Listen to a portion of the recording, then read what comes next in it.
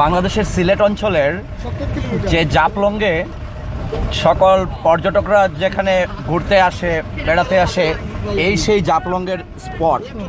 বাংলাদেশের সবাই এখানেই আসে। এই হচ্ছে আমাদের যে বল্লার ঘাট বলা হয়, এই সেই বল্লার ঘাট। আমরা এখন আছি ভারতের সীমানার ভিতরে, যেখানে হচ্ছে ঝুলন্ত ব্রিজ বলতে যা বোঝায়, আসলে তো ঝুলন্ত কোনো কিছুই হয় না দুনিয়াতে, সব কিছুই একটা খুঁটি না খুঁটি থাকে। ওপার থেকে সবারই ধারণা হয় যে এখানে একটা ঝুলন্ত ব্রিজ আছে, কিন্তু আসলে এখানে কোনো ঝুলন্ত ব্রিজ নেই। এই ব্রিজটা হচ্ছে ব্রিটিশের নির্মাণ করা অনেক আদি একটা ব্রিজ এবং হেভি একটা ব্রিজ। আমরা সিলেটের বিশ্বনাথ থেকে কিছু আসছি, আমরা সবাই মিলে আমরা 12-14 জনের একটা টিম। কেউ আমরা এখান থেকে শিলংয়ে যাব, কেউ যাব গুয়াহাটিতে, কেউ কলকাতাতে। তো যাই হোক, আমরা একসাথে একটি সুমো গাড়ি রিজার্ভ করেছি।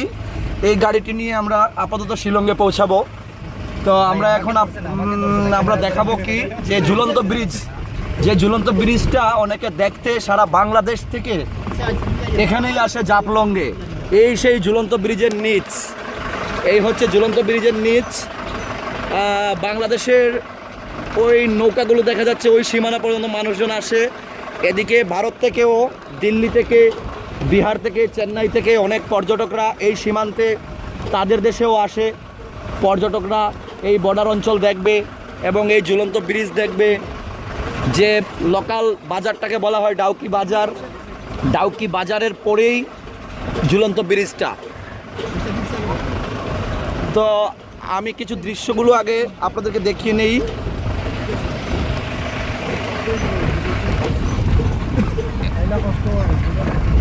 এই যে গাড়িটা এভাবেই ঝুলন্ত ব্রিজের উপর উঠবে।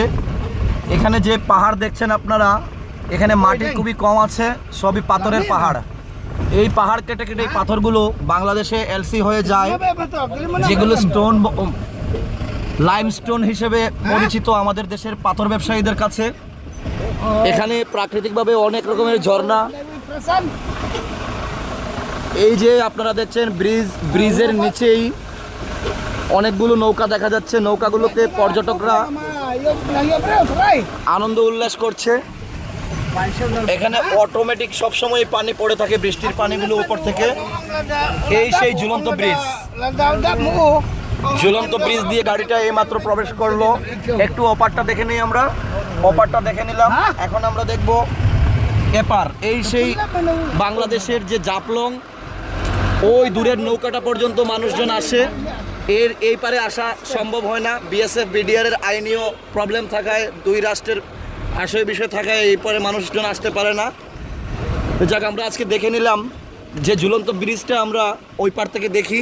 সেই ঝুলন্ত ব্রিজের উপর দিয়ে কিভাবে একটা গাড়ি গেল, এবং আমরা সিলেটি কয়েকজন মানুষ এই গাড়ি করে শিলংয়ের উদ্দেশ্যে রওনা হয়েছি। তো যাক, একটু এখানে যারা আছে খাসিয়াদের মধ্যে কিছু পাত্র সম্প্রদায়ের লোক আছে। আসলে আমি পারবো না ওদেরকে কোনো মন্তব্য করতে, কিন্তু এরা খুব পাথরের মতো মানুষ। এদের বিবেক বুদ্ধি বলতে কিছু নেই। মানুষদেরকে এরা সবসময়ই সিন্ডিকেট করে 5 টাকার মালটা 10 টাকা। সে যে আমি একটা ভিডিও করছি, এতে সে কোনো পাত্তাই দিচ্ছে না, সে তার পানি খায়া নেবেই, হাসবে।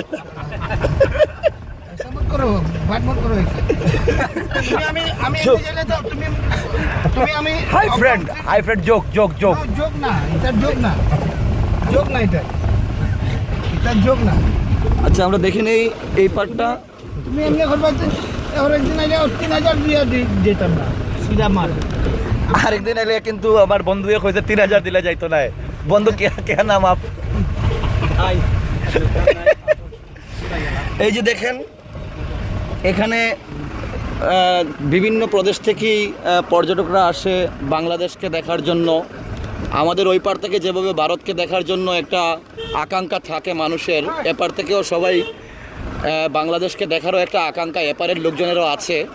তো দুই রাষ্ট্রের মধ্যে সবারই এই বর্ডারের, বিশেষ করে এই যে ডাউকি ফল্ট বলতে যেটা বোঝায়, এই জল, এই স্থান, এই জায়গাটার প্রতি সবারই একটা দুর্বলতা আছে দুই রাষ্ট্রের মানুষেরই। যদি বাংলাদেশ সরকার এবং ইন্ডিয়া সরকার মিলে যৌথ কোনো পর্যটনের কোনো অবস্থা তৈরি করতে পারতো এই জায়গাতে, আমার মনে হয় বিশ্বের সবচেয়ে সেরা পর্যটক বা পর্যটন স্পট এটাই হতো বাংলাদেশ এবং ইন্ডিয়ার মধ্যকার এই ডাউকি সীমান্তে।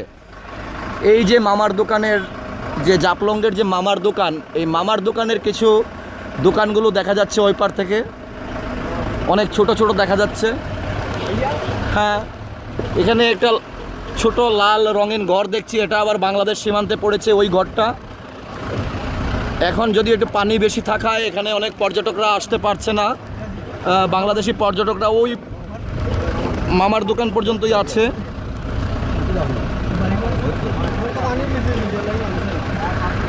এখানে সিলেটের বিশ্বনাথ উপজেলার কয়েকজন ভাই বন্ধু আমরা একত্রিত হয়েছি এখানে ডাউকিতে এসে, বিশেষ করে এপারের ইমিগ্রেশনে আসার পরে।